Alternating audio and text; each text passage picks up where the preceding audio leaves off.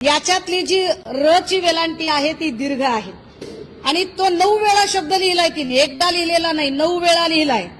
हे काम पोलिसांचं आहे. मी सोपं करून देते पोलिसांना. 9 वेळा निरीक्षक शब्द आला आणि त्याची वेलांटी दुसरी आहे. अगदी त्याच वेळेला तिच्या हातावर जो निरीक्षक शब्द आलेला आहे त्याची वेलांटी पहिली आहे. आणि हे धक्कादायक आहे. मी अजिबात कुठलीही गोष्ट वेग मांडत नाहीये.